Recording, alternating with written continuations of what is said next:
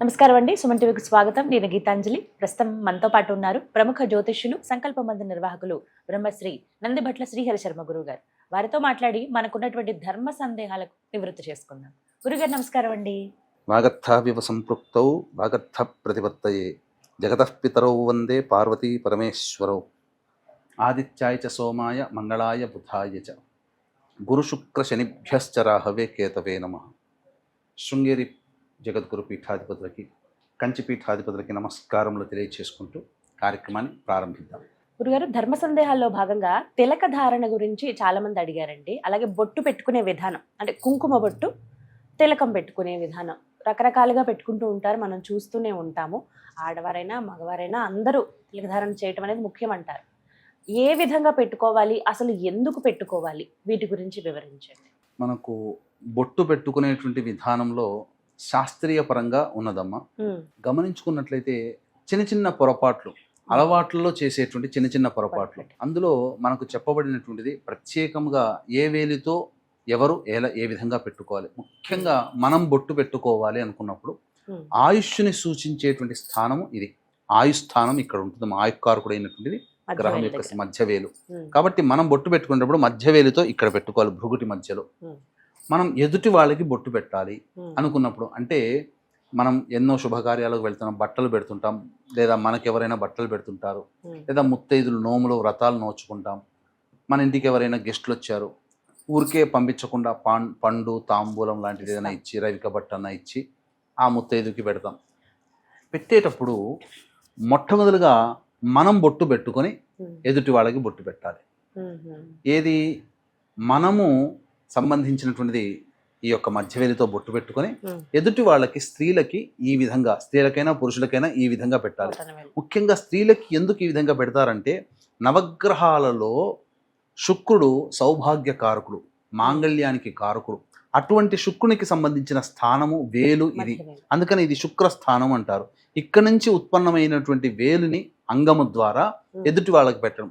దీర్ఘ సుమంగళిగా ఉండమ్మా, అలాగే నీ అనుగ్రహం వల్ల నాకు సుమంగళత్వం లభించాలి అనే ఉద్దేశంతో మనం వచ్చినటువంటి ముత్తైదులకి ఆడవాళ్ళు ఎదుటి ఆడవాళ్ళకి పెట్టడం. ఈ విధంగా మనకు పరిపాటి. ఇక ప్రధానంగా చాలామందికి ఈ దేవతా విగ్రహాలు, ప్రతి పండగ వచ్చిందన్నా, లేకపోతే దేవతా విగ్రహాలు ఎప్పుడు కాస్త కళదగ్గాయి అనుకున్నప్పుడల్లా విగ్రహాలు కానీ లేకపోతే చిత్రపటాలు కానీ శుభ్రమైన వస్త్రంతో తుడిచి బొట్లు పెడుతూ ఉంటుంటారు. చాలా చేసేది ఏంటంటే, సమయం కలిసి రావాలనే ఉద్దేశంతో చాలా మంది ఈ యొక్క ఒక వేలిని, ఈ వేలిని గంధంలో పెట్టి, ఇలా పెట్టి, ఈ వేలిని కుంకుమ పెట్టి ఇలా పెడుతూ ఉంటుంటారు. ఈ రెండు వేళ్ళని ఏకకాలంలో వాడేసేసి ఈ విధంగా చేయడం ద్వారా అపచారం చేస్తున్న వాళ్ళం అవుతున్నాం. ఎందుకు అనంటే, ప్రధానంగా ఈ వేలు అస్సలు వాడకూడదమ్మా. చూపుడు వేలు ఇది కేవలము పితృదేవతా చిత్రపటాలకి మాత్రమే వాడాలి. ఎందుకనంటే, మనం ప్రతి సంవత్సరంలో ఒక సందర్భంగా ఇంట్లో మనం ఏ పుణ్యతీర్థానికి వెళ్ళినా, పుణ్యక్షేత్రానికి వెళ్ళినా, అక్కడ నదీ తీరం కనబడితే అక్కడ పుష్కరాలప్పుడు ప్రతి సంవత్సరం పిండ ప్రదానం, తర్పణాది కార్యక్రమాలు చేస్తుంటాం. పిండ ప్రదానం చేసేటప్పుడు అప్పుడు పితృదేవతను ఉద్దేశించి ఆ పిండాలకి బొట్టు పెట్టాలి. కేవలం విభూతిని నీటితో తడిపి ఈ చూపుడు వేలుతో పిండాలకి పెడతారు. కాబట్టి ఈ వేలుని కేవలం ఆ యొక్క కార్యక్రమంలోనే వాడాలి. ఎటువంటి పూజా కార్యక్రమాల్లో, శుభమైన పూజా కార్యక్రమాల్లో ఈ వేలుని వాడకూడదు. అందరూ చేస్తున్న తప్పు. పితృదేవత చిత్రపటాలకి కానీ పిండాలకి కానీ ఈ వేలునే పెట్టమంటారు. ఇది సాంప్రదాయవాదులైనటువంటి ఇళ్లలో పిండ ప్రదానం చేసేటప్పుడు బొట్టు పెట్టడం అనేది వచ్చినప్పుడు ఈ విధంగా పెడతారు. అప్పుడు వాళ్ళకి తెలుస్తుంది. కాబట్టి వీక్షించేటువంటి ప్రేక్షకులు కూడా ఈ వేలుని ఎప్పుడు కూడాను వాడకండి. ఎదుటి వారికి పెట్టినా, పెద్దవాళ్ళకి పెట్టినా, దేవుడి చిత్రపటాలకి పెట్టినా ఈ వేలు వాడకూడదు. కేవలం మరణించిన తల్లిదండ్రులు, తాత ముత్తాతల చిత్రపటాలకి మాత్రమే, పిండ ప్రదానం చేసేటప్పుడు పిండాలకి మాత్రమే ఈ వేలుతో, చూపుడు వేలుతో పెట్టాలి. ఇది. ఇక తదనంతరం ఇంతకుముందు చెప్పుకున్నాం, చాలా మంది రెండు వేళ్లతో చేసేసి ఒక వేలుతో గంధం, ఒక వేలుతో ఇది. కానీ ఎప్పుడు చేయకూడదమ్మా. దేవతా చిత్రపటాలకి ఈ సంబంధించినటువంటి ఉంగరం వేలునే వాడాలి. అందుకని ఒక క్లాత్ ఇక్కడ పెట్టుకున్నాం అనుకోండి, మొట్టమొదటి గంధంలో ముంచి గంధం పెట్టడం, తర్వాత ఆ క్లాత్కి ఆ మిగిలిందంతా కూడా చేసేసి రుద్దేసేసి అప్పుడు మళ్ళీ ఈ సంబంధించినటువంటి కుంకుమతో మళ్ళీ బొట్టు పెట్టడం, రెండు ఉంగరం వేలునే ఉంగరం వేలుతోనే పెట్టాలి. ఈ విధంగా ఆచరిస్తేనే సంబంధించినటువంటిది విధానము. కాబట్టి ఇది ప్రధానంగా అనేక సందర్భాల్లో ఈ విధానాన్ని ఆచరించి, ఎందుకంటే పూర్వకాలం నుంచి వస్తున్నటువంటి ఆచారం, ఇది తెలియకుండా మనం ఈ విధంగా ఆచరించలేము. మీకు గమనించుకున్నట్లయితే మనకు ఈ సంబంధించినటువంటి సీతా కళ్యాణం ఘట్టం అనేటువంటిది ఉంది. అమ్మవారు సంబంధించినటువంటి వచ్చినటువంటి ముత్తైదులు సప్తర్షి సంబంధించినటువంటి అమ్మవార్లు వస్తారు. వచ్చినప్పుడు బొట్టు పెట్టేటువంటి విధానంలో సరిగ్గా పెట్టకపోవడం వల్ల ఆగ్రహానికి గురయ్యింది అమ్మవారు, సీత అమ్మవారు. ఆ ఋషిపత్నులకి సంబంధించినటువంటిది కోపానికి గురైందని చెప్పి మనకు ఆ ఘట్టంలో కనబడుతుంది. కాబట్టి ఎప్పుడు కూడా సరైన విధానాన్ని ఆచరించడం అనేటువంటిది మనం చెయ్యాలి. అనాదిగా వస్తున్నటువంటి ఈ ఆచారాన్ని అందరూ వీక్షిస్తున్న ప్రేక్షకులు అందరూ ఆచరించండి. చిటికన వేలుని ఎల్లప్పుడూ కూడాను త్యజించాలి, ఎల్లప్పుడూ కూడా అస్సలు వాడకూడదు. కొంతమంది ఉంగరం వేలుతో కూడా బొట్టు పెట్టుకోవచ్చండి అని అంటారు, కానీ దేవతా స్వరూపంగా దేవతా విగ్రహాలకి మాత్రమే వాడాలి. మనం పెట్టుకునేటప్పుడు మాత్రం ఈ విధంగా పెట్టుకోవాలి. అందుకనే మీకు గమనించుకుంటేనమ్మా, ఇప్పుడు మీకు ఇది ఉంది, భృగుటి స్థానంలో పెట్టుకోవాలని అంటారు. ఈ రెండు కళ్ళు అన్నప్పుడు ఇక్కడ పెట్టుకోమన్నప్పుడు ఈ వేలుతోనే ఎందుకు, అలాగే ఈ వేలు చూపించవచ్చు కదా.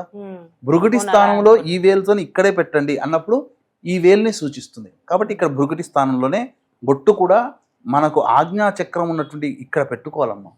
విధానంగా రెండు కంట్లకి ఉన్నప్పుడు ఈ విధంగా ఆచరించినప్పుడు ఎక్కడ పడుతుంది అంటే ఈ విధానంగా ఇట్లా. సో ఇది చూశారు కదా, ఆ విధమైన ఇక్కడ ఆజ్ఞా చక్రం ఉంటుంది.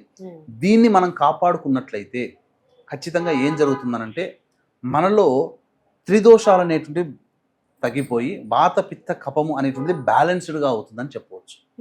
ఈ విధంగా మనం బొట్టు పెట్టుకోవాలి. అందుకనే ఈ భృగుటిని సూచించేది కూడా ఈ వేలు, కాబట్టి ఈ వేలుతో ఇక్కడ పెట్టుకోండి అని చెప్పి చెప్పడం. అయితే గురువు గారు కేవలం కుంకుమ మాత్రమే ధరించాలా? ఎందుకంటే ఇప్పుడు స్టిక్కర్లు మనం చూస్తున్నాం, టిక్లీలు అందరూ పెట్టుకుంటూ ఉన్నారు రకరకాలుగా. అలాగే రంగు కూడా చెబుతూ ఉంటారు కొంతమంది, అంటే నలుపు స్టిక్కర్ పెట్టుకుంటూ ఉంటారు. అసలు అలా పెట్టుకోవచ్చా, పెట్టుకోకూడదు? అంటే నలుపు స్టిక్కర్ అనేటువంటిది మనకు సాధారణంగా నలుపు వర్ణము ఛేదించాలి. కానీ ఉపాసన పరులు కొంత ప్రత్యేకించి అష్టగంధములతో తయారు చేసినటువంటి తిలకం ఉంటుంది, అది నలుపు రంగుగానే ఉంటుంది.